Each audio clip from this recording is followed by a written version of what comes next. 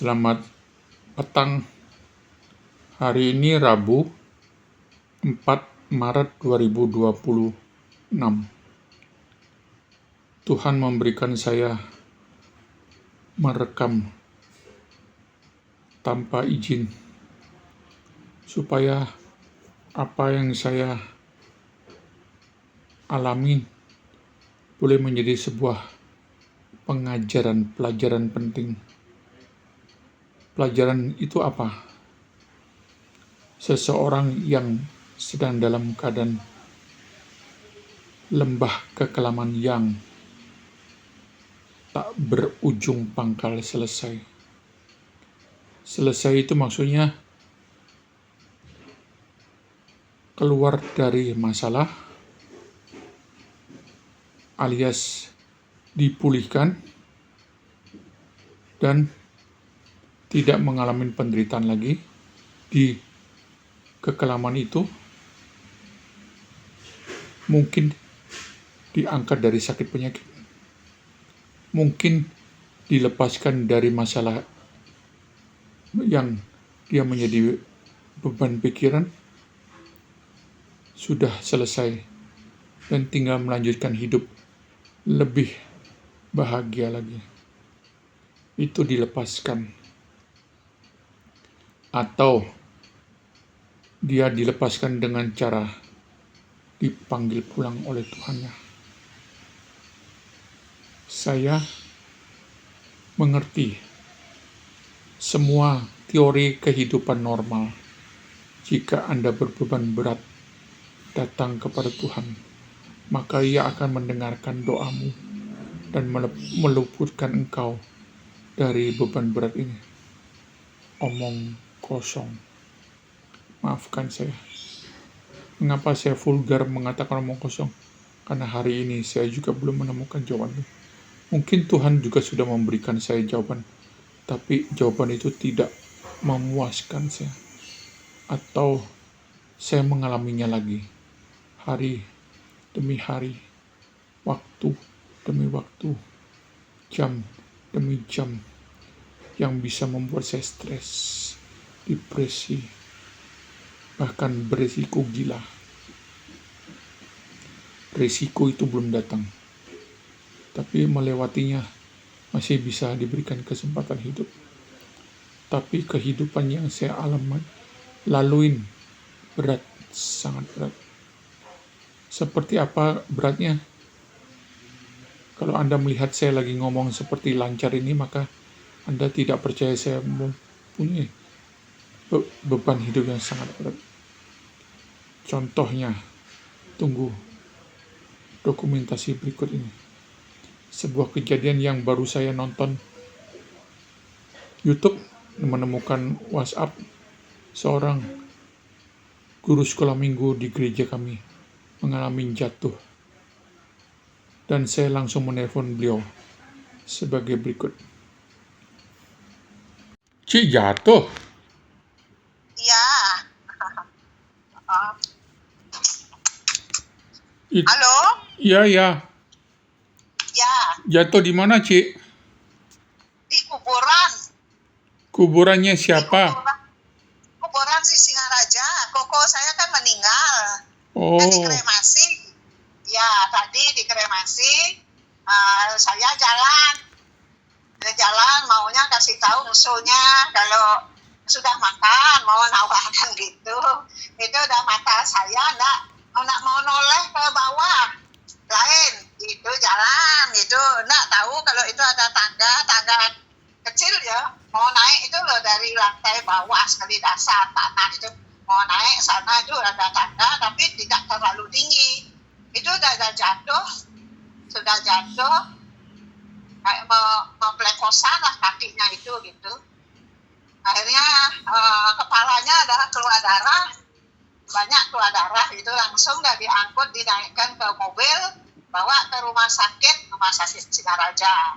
Sampai di rumah sakit di Singaraja, langsung di CT scan kepalanya dulu, darahnya sudah banyak sekali. Di CT scan dulu gitu, tapi hasilnya tadi belum. Karena nanti supaya tidak lama tunggu, karena tidak mau lah Oknamo nanti keponakannya mau di SMS, di WA gitulah, keponakannya hantar. Terusnya kepalanya dijahit, gitu, dijahit 6 tadi, ya. Ya itu ya pulang, saya nggak mau lah lama di sana, orang sudah saya dikremasi dan dikukur. Pulang, nah ini perjalanan pulang, terus ya mau bawa ke tukang pijat gitu, tukang pijat biasa gitu ya. Ini mau mungkin ke Selio, ini kakinya ini di lutut itu loh Elia, sama di telapak tangan, di sedikit gitu ya, gitu. Tapi dari pihaknya Pak Dusuk ngasih tahu jangan kasih kompres gas batu gitu kan. Kalau sama Pengayam Victor lebih baik fisioterapi. Orang tadi sudah dilihat sama dokternya, lemaknya posisi saya kan tidur di di kereta dorong itu. Jadi saya sudah tekak-tekuk lututnya, bisa ditekak-tekuk nggak apa-apa. Setelah turun dari kereta dorong mau menuju ke mobil itu, jalan itu aduh kakinya ada lumayan lumayan lututnya itu sakit. Ya saya leo lah rasanya. Terus dikasih bawa tongkat gitu sama sunya, dibawa aduh janganlah nanti so pakai gitu, disuruh bawa pulang tongkatnya. Berarti Ci sekarang dalam perjalanan menuju Denpasar. Ya udah melewati Bedugul, sudah di mana ini sekarang, tahu di mana. Aduh, saya juga kan lagi nonton YouTube, kemudian ada WA masuk. Saya baca, aduh Lause jatuh di kuburan. Loh ini jatuh di kuburan itu kok ceritanya serem gitu. Di Pura, saya bukan di Pura itu jatuhnya. Di tempatnya kremasi itu loh, di mana bilang ya seperti di Mumbul gitu. Di Mumbul kan ada tempat kremasi gitu, itu udah naik tangga-tangga. Tapi kalau di Mumbul kan tinggi. Nah ini adik saya ngebel, ini meme saya ngebel ini. Oh ya udah, oke, makasih kalau gitu ya. Ya, makasih atas perhatiannya. Ya. Ya. Udah mati dah. Sudah mati meme teleponnya. Ya. Sudah mati. Ya, makasih. Oke, cepat. Halo. Oh, ini sudah mati punyanya meme ya. Cepat sembuh ya. Ya. Oh, kok tahu Elia? Kan Pak Victor Kok tahu? Pak Victor kirim di Komsel. Oh, dikirim di grup Komsel, ya.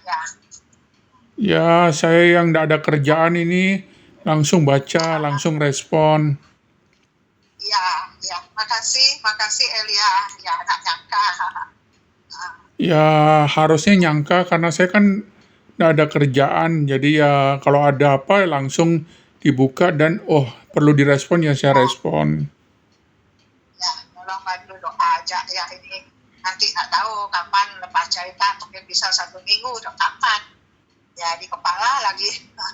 Terus rambutnya dokternya tadi yang jahit, permisi ya ibu, boleh rambutnya digunting? Oh ya silakan gunting, kan supaya gampang orangnya jahit ya. Aduh darahnya banyak sekali ya. Kasihan orang yang mampu, saya tadi habis kena darah bajunya. Nah, kena darah nanti dia nggak apa-apa bu gitu. Lumayan serem ya, Ci lagi mau proses kremasi koko. Itu sudah selesai? Ya, sedang dikremasi, belum selesai kan mau selesai kan mau milih tulang-tulangnya. Oh, oke. Tapi hampir sudah mau keluar dari kremasi itu ya. Ya, waktu mama meninggal saya juga pernah mengalami masuk ke open itu terus milih-milih, tahu saya kejadian itu, kira-kira ada gambarannya. Cuma saya pikir itu lagi kremasi. Mungkin kalau dari baru sembayangan upacara kremasi, belum proses, Ci harus dibawa ke rumah sakit kan repot ya. Tapi pikiran saya memang stres berat kan, Elia tahu musibah saya. Ya, saya bilang sama dokter, saya musibah saya ngalami sekarang ini, pemikiran saya sangat berat. Diukur saya 170. Sampai saya ngomong sama dokternya tadi, apa nggak salah ini surat ngukurnya ini, ngukur tensinya. Biasa kan ada 2 ukuran tensi. Nggak, Bu, benar. Kok tinggi sekali ya. Ya memang saya ngalami stres berat gitu kan ya. Ci, Hah? kalau dengar Ci Mehwa ngomong ini ndak kelihatan kalau Anda stres atau depresi, tidak, Ci. Kelihatannya kelihatan orang normal. Pikiran berat, berat. Tapi saya tidak mau terlalu gitulah. Jangan menyusahkan orang. Tapi orang kan betulnya tahu keadaan saya. Kalau saya kan nggak mau buar gitu ya. Tapi keadaan beban berat, saya berbeban berat. Nggak ya saya berbeban berat. Masa saya ngomong gitu sama orang ya. Ci, boleh saya cerita, gantian cerita? Ya, boleh. Saya itu bosen sekali. Jalankan 1 menit, 1 jam, 1 hari, 1 minggu, itu sangat stres. Jadi, Ya, jadi apakah saya harus ngomong ke Komsel 7, Pak Go, Pak Victor, tolong ini saya melewatin hari ini, nggak bisa, apa saya harus terus mengeluh begitu? Nggak mungkin kan? betul. Nah, Ya, tapi untuk melewatin 1 hari aja kalau saya lagi, bukan lagi, tapi setiap hari begitu. Melewatin 1 jam aja tuh rasanya berbeban berat karena saya mau melakukan apa nggak bisa. Saya lapar juga harus bangun. Ya kalau ada makanan ya saya coba mau makan. Tapi kalau nggak ada kan mau nggak mau buat mie. Nah buat mie itu tambah rusak badan kan gitu. Terus ya, mau keluar motor lagi rusak, nggak bisa diperbaikin. Dan itu menjadi beban kehidupan saya yang tidak kunjung selesai. Jadi kalau Ci bilang stres, saya paham sekali karena saya juga sedang berbeban berat. Apalagi saya itu masa-masa umur produktif. Dari umur 46 kena stroke, sampai sekarang sudah hampir 57. Lagi sebentar 57. Jadi itu sudah bosen sekali hidup di dunia ini. Ngerti saya, Ci. ya. Tapi Elia kan pintar, Elia kan hati yang gembira adalah obat yang mujarab. Elia kan suka ya ada buat karang-karangan ya ke Facebook ya. Elia pintar yang membuat tulisan itu ya. Ci, Buat karang-karangan itu dah. Ya. pada saat saya buat itu untuk mengisi waktu, tapi itu tidak meringankan beban hidup saya. Paling hanya beberapa saat saja. Nah itu orang lain juga tidak bisa memahamin. Oh Elia tuh lagi sehat tuh, ndak punya stres, ndak punya beban hidup. Jadi begitu, sama seperti Ci lagi ngomong ini. Siapa sangka kalau Anda Dalam beban berat sama seperti saya, kalau saya berbeban berat lari saya ke YouTube untuk memberikan kekuatan dan penghiburan. Nanti kalau dapat itu saya lagikan bagi teman-teman gitu. Ci, Kadang-kadang firman renungan dapat ya. Ci, saya sekarang sudah hanya mendengar, Ya, tapi tidak melihat Tuhan itu memberikan kelepasan, kedamaian, tidak, Ci. ya, Tapi saya tidak menghujat dia, tidak komplain sama dia. Cuma rasanya, Tuhan, kalau boleh, tolong kasihani saya, ambil nyawa saya. Dia nggak dengar-dengar. Nah itu yang, tapi saya juga tidak marah. Problemnya kalau itu juga tidak didengar, kepada orang juga tidak mendapatkan sedikit keringanan, ya bisa gila saya, Ci. Bisa gila saya, betul bisa gila. itu saja yang bisa. Ya Bapak, kalau boleh biarlah cawan ini berlalu daripadaku, tapi sesuai dengan kehendakmu, kan gitu. Tuhan Yesus juga mengalami beban berat ya. Untuk Kesanalah bawa pemikirannya ya. untuk pemikiran itu tahu, Ci. Untuk pikiran itu tahu saya, tapi untuk ngomong rasanya sudah ngekoh gitu loh. Tahu ngekoh ya bahasa Bali? Sama sama-sama dah sharing sama teman-teman yang ngalami musibah, yang sama-sama ngalami beban berat gitu. Jadinya bisa tukar pikiran, jadinya tidak sendiri aja yang merasakan beban berat gitu. Ci, saya sudah pernah melakukannya itu. Teman itu juga punya problem yang sama. Tapi akhirnya dia bosan tidak mau melayanin saya. Jadi, seperti lagu tidak ada seorang pun yang bisa membantu kita itu benar. Kecuali Tuhan Yesus, itu di lagu kan begitu. Tapi Tuhan Yesus juga tidak membantu saya. Jadi teman atau Tuhan yang kita sembah, kita percaya juga tidak memberikan jawaban. Ya Tuhan pun yang bisa ngajak itu muridnya 3 ada Petrus, Yohanes, Yakobus. Tidakkah kau bisa menahan ya waktu untuk bangun tidur sudah lelah sekali tidur hanya 1 jam saja. Muridnya 3 diajak ketiduran ya. Sampai 3 kali Tuhan tegur dia. Ayo doa sama-sama, ada memberikan kekuatan ya tidur dalam ya. Sekarang saya lagi berkeluh kesah sama Cik Mehwa. Cik Mehwa tidak mendengarkan saya tapi lebih banyak menasehatin saya. Ya, yang kuat. Elia suatu contoh. Elia jadi teladan buat orang yang susah, tidak yang berbeban berat. Gitu ya. Tak luput Elia orang hidup pasti aja ada.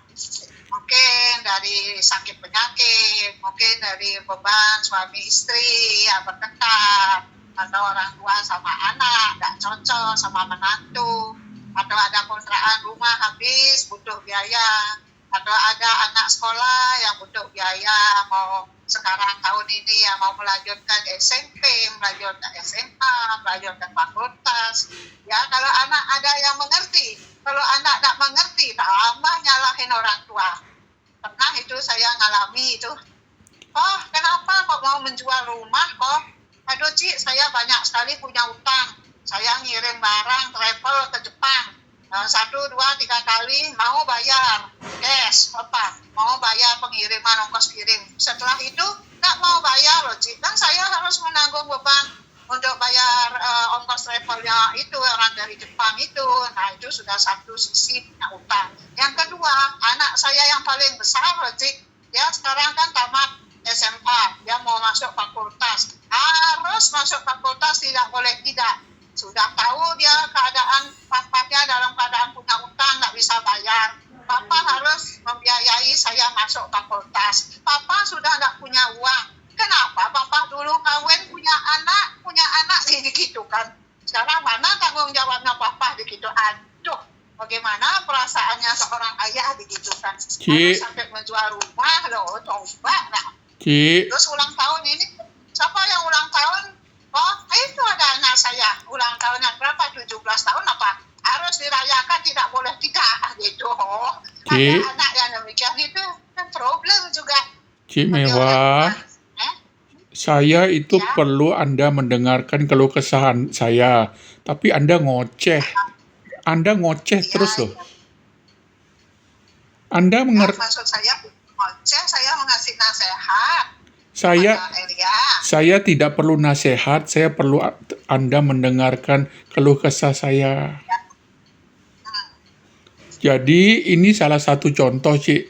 Saya sudah mengerti kalau saya telepon seorang yang sama-sama stroke, ya seperti Taci inilah. Dia banyak memberikan nasihat, padahal saya butuh dia mendengarkan ocehan saya. Tidak akan saya dapatkan itu, saya sudah punya pengalaman. Dan hari ini saya juga membuktikan. Saya telepon Anda karena Anda Anda jatuh di kuburan, makanya saya pikir ya sudah coba saya telepon Anda.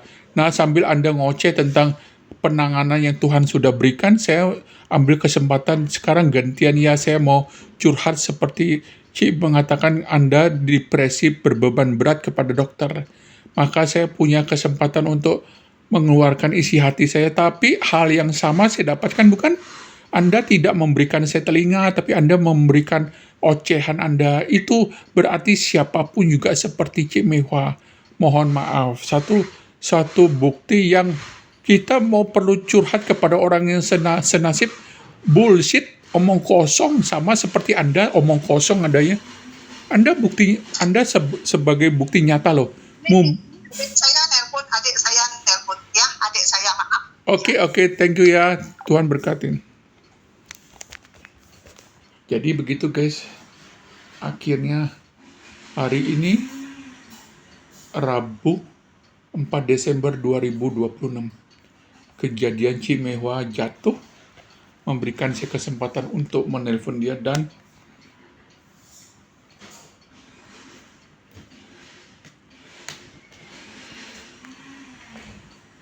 dan Tuhan memberikan konten yang nyata. Kalau kita perlu seseorang untuk dia boleh menjadi rekan curhat kita, apa yang terjadi?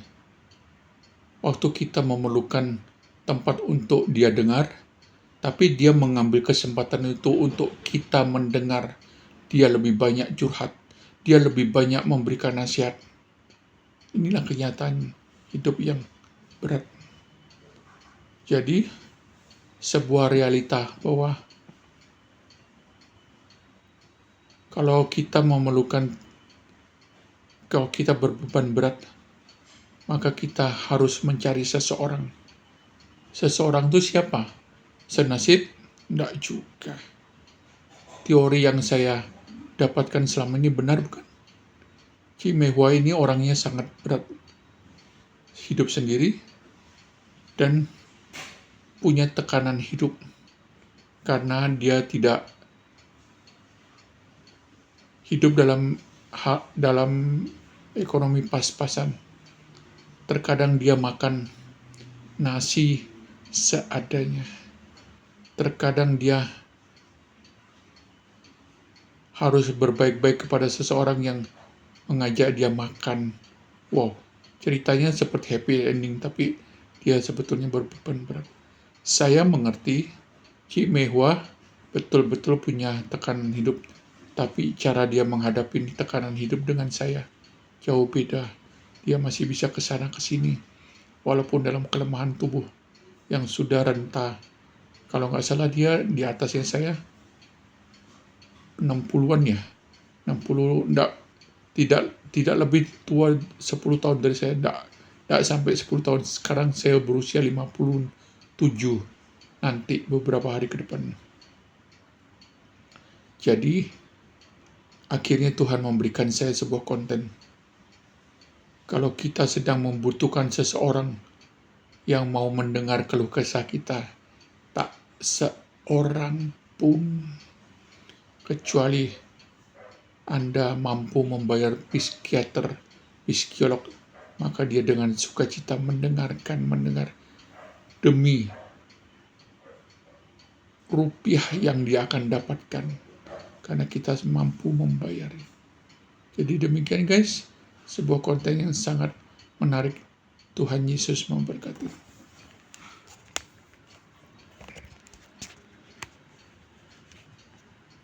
Sampai jumpa. Saya tahu secara etika ini tidak etis merekam tanpa izin. Tapi kalau izin pasti dia tidak memberikan izin. Jadi sebuah konten apa adanya by desain oleh saya sang kreator menyampaikan pesan. Kalau Anda perlu curhat kepada seseorang, jangan harap Anda dipuaskan. Mungkin pertama kali terpuaskan, kedua kali tidak puas seperti pertama kali, ketiga kali lebih tidak puas, keempat kali lebih kecewa, kelima kali sangat kecewa karena dia tidak mau melayani kita lagi dengan berbagai alasan. Maaf, saya lagi bekerja, maaf, saya lagi sibuk, maaf, saya lagi apa, dengan segala argumentasi yang intinya kita tidak mendapatkan sesuatu pelepasan dari orang.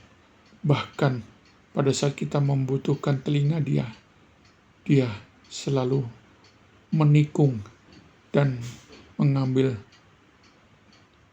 kesempatan untuk curhat kepada kita. Alasan dia menasihatin kita, alasan dia ingin kita keluar dari masalah dengan segala nasihat-nasihat yang bukan kita butuhkan, yang kita tidak perlukan.